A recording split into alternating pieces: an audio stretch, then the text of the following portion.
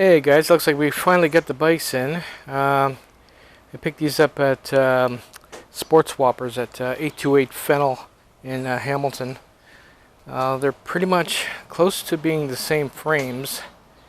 They gave me a good deal, even dropped them off for me, which is kind of cool. The only thing I can't use on these bikes are the forks, obviously, because they're only rim brake compatible. But the frame and the back end I can use. The back ends I'll end up swapping. This one I'm going to use as a riding bike, and this one I'm going to use for the parts. But I'm going to swap the back ends because if I'm making the back end of the cargo bike, the back end's got to be more straight, like that. This one here is all, well, I wouldn't say it's bent, but it's the way it's designed. It's not going to work for me to mount and drill the holes. So what I'm going to do is I'm going to clean this one up, paint it, and put this on the back end of the riding bike, and then use that on the back end for the trailer.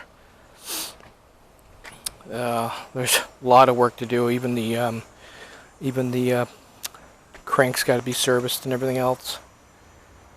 I don't see any cracks in the frame, so that's good. I could probably reuse this seat and the seat post. The bar's got to go. Obviously the brakes, I got hydraulic brakes. Forks got to go. The only thing I still have to pick up is obviously hookworm tires. I got to rebuild the hub motor, and I got to pick up the same type of trailer I picked up last time when I built the other long cargo bike, which isn't too bad because it's only like $130. So we'll see how that works. But this is how it starts. Dirty and rusty. Later, guys.